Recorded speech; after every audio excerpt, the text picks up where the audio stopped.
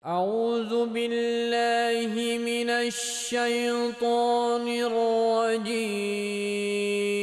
يا أيها الذين آمنوا كتب عليكم الصيام كما كتب على الذين من قبلكم لعلكم تتقون.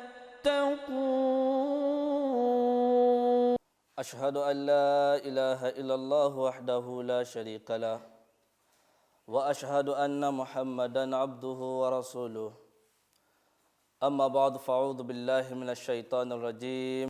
Adáwọ̀pẹ́ fún Ọlọ́run Ọba. Ohun tí ó máa jẹ́ àjùrò ọ̀rọ̀ wa lénìí òun náà ni mímú ìwà ìkóraró gẹ́gẹ́ bí ẹ̀kọ́ àti ìwà tá gbọ́dọ̀ máa múlò láwùjọ wa.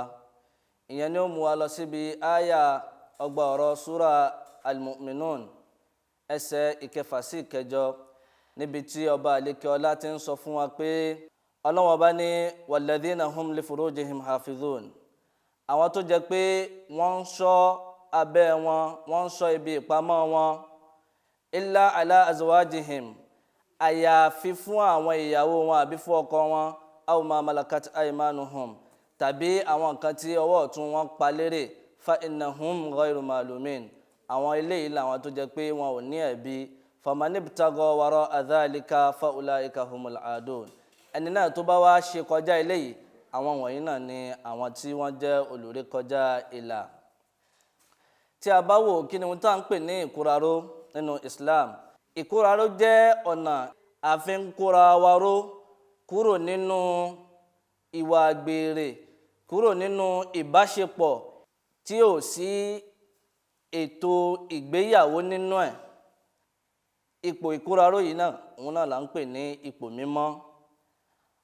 Hazrat Masih Maud alayhi salam wọ́n ṣàlàyé fún wa nípa ohun tá ń pè ní ìkóraró nínú ìwé wọn èyí tí a mọ̀ sí Philosophy of Teaching of Islam ní ojú ewé ìkànnìléníogójì. Hazrat Imam Mahdi alayhi salam wọ́n jẹ́ ká mọ̀ pé àwọn ọkùnrin àti obìnrin á pèrúfẹ́ wọn ní ẹni náà tó kóraró, ìyẹn lẹni tó bá ṣọ́ra tó kóra rẹ̀ ró pátápátá kúrò nínú zina, kúrò nínú ìbáṣepọ̀ èyí tí kò lẹ́tọ̀ọ́ àti gbogbo ohun tó rọ̀ mọ́ àbí ohun tó súnmọ́, èyí tó jẹ́ pé èrè rẹ̀ kò ní jẹ́ nǹkan kan tí kì í bá ṣe ìtìjú àti fún àwọn méjèèjì tí wọ́n bá kópa nínú nǹkan báyìí. Tí a bá sì wo ayé lénìí, a rí i pé irú nǹkan báyìí ó ti gbajúgbajà àti ẹ̀mọ́ ní nǹkan mọ́. Àwọn tó bá wá ṣeré eléyìí, Hazrat Imam Mahdi alayhi salam wọ́n ní kò ní sí nǹkan kan fún wọn tí kì í bá ṣe ìyà ní ayé ń bí àti ní ọjọ́ ìgbéǹde alikiyama. Kò ní sí ìbọ̀wọ̀ fún irúfẹ́ àwọn tó bá ṣerú ẹ̀.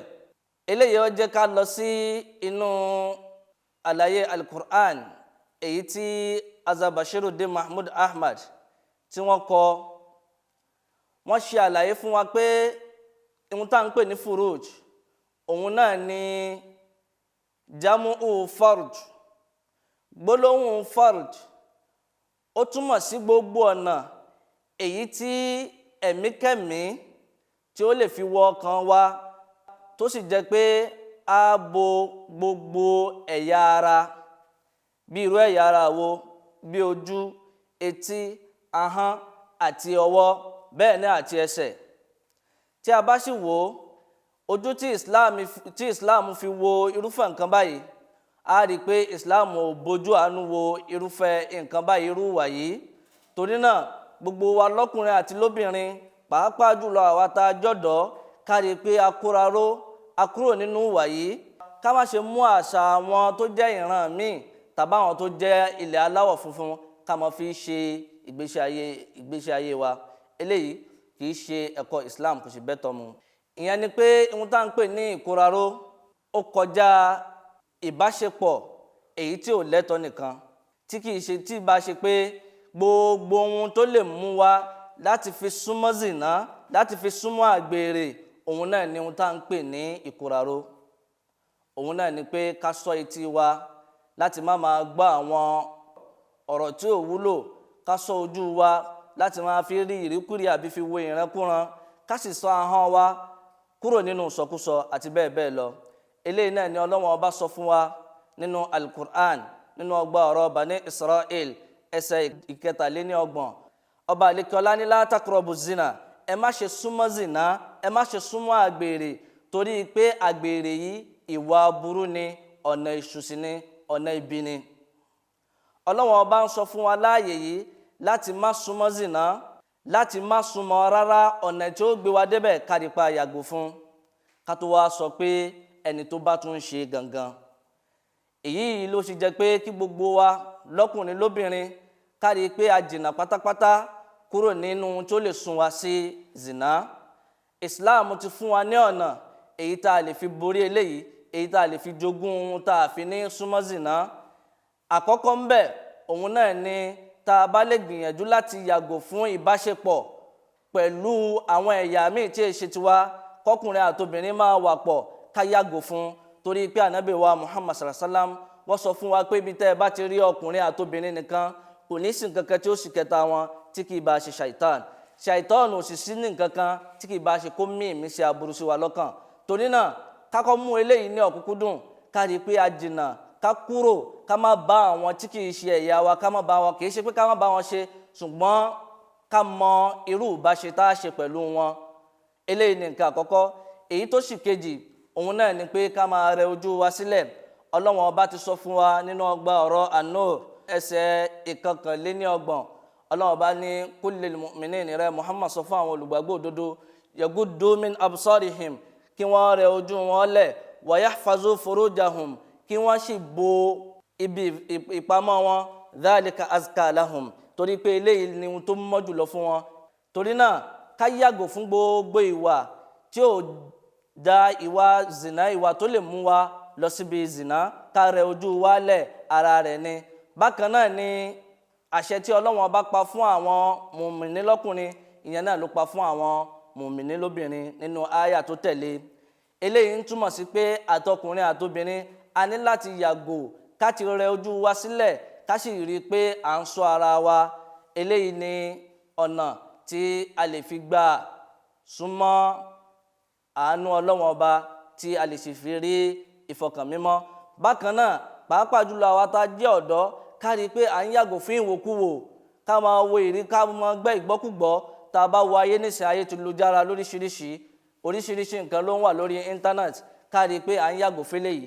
Eléyìí ni yóò ṣe àmọ̀nà tí ó sì mọ ọkàn wa, tí ó sì sún wa kúrò láti súnmọ́ zina.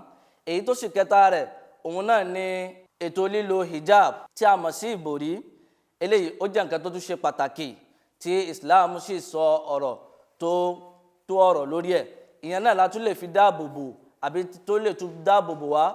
Ọkùnrin àtobìnrin kí wọ́n rí i pé à ń múra dáadáa. Ọlọ́run Ọba sọ fún wa nínú Al-Qur'an, nínú ọgbà ọ̀rọ̀ An-Nur, wa kullil mu'minati yaghdudna min absarihinna, sọ fún àwọn mùmìnì lóbìnrin kí wọ́n rẹ ojú wọn sílẹ̀, wa yahfadna furujahunna, kí wọ́n sì bo ibi ìpamọ́ wọn, wala yubdina zinatahunna, kí wọ́n má ṣe fi ẹ̀ṣọ́ wọn hàn, illa ma dhahara minha, àyàfi èyí tó bá hàn níbẹ̀, waliyadribna bi khumurihinna, kí wọ́n rí i pé wọ́n fi khimaru wọn, wọ́n fi borí wọn, ìborí wọn, wọ́n lò ala juyubihinna, kí wọ́n lò tí ó débi àyà wọn, wala yubdina zinatahunna, kí wọ́n sì ṣe má fi ẹ̀ṣọ́ wọn hàn sí ẹnìkankan.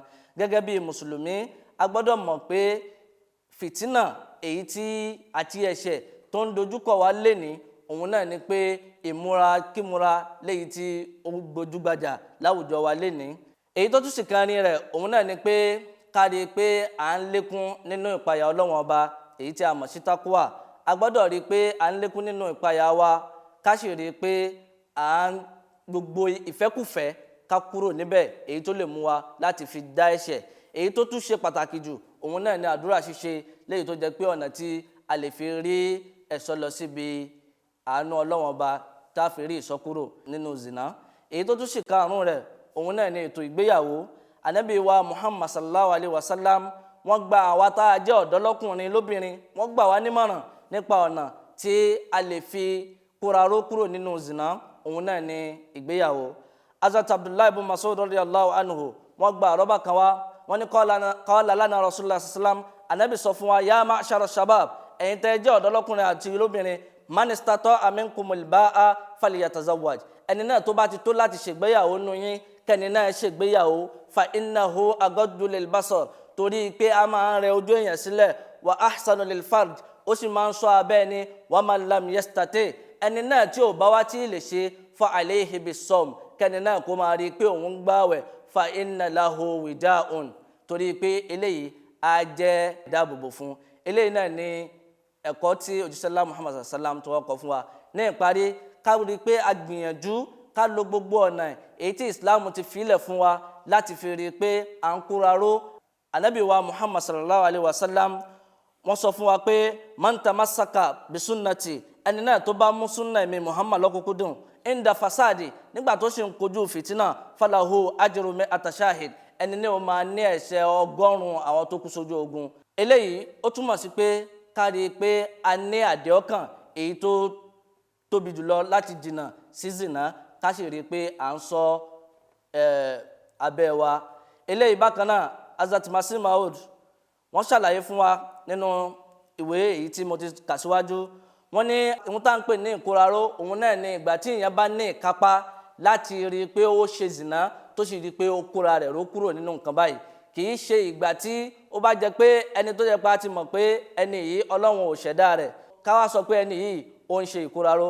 Irú eléyìí kọ́ là ń pè ní ìkóraró, tí kì í bá ṣe pé ẹni tó jẹ pé ó ní ẹ̀tọ́, ó yẹ kó ṣe é, ṣùgbọ́n ó sì kóra rẹ̀ ró kúrò ńbẹ̀.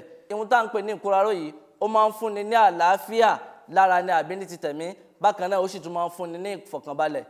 Á mú wa láti lè súnmọ́ Ọlọ́run ọba, ó máa ń ṣe ètò gbígbàdúrà, àdúrà wa máa gbà lọ́dọ̀ Ọlọ́run ọba.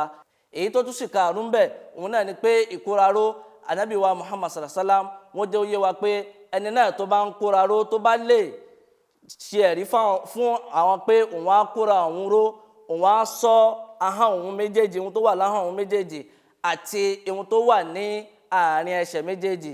Ànábì wa Muhammad sallallahu alaihi wasallam wọ́n láwọn ń ṣe ìlérí fún ẹni náà, àwọn ṣe ìlérí àlìjánnà fún ẹni náà. Kí gbogbo wa pátá ká rí i pé à ń kóraró, à ń ṣọ́ra wa kúrò nínú ohun tí ó mú wa lọ zìnà. Eléyìí náà ní ọ̀nà tí a lè gbà láti fi rí ìsúnmọ́ Ọlọ́run ọba.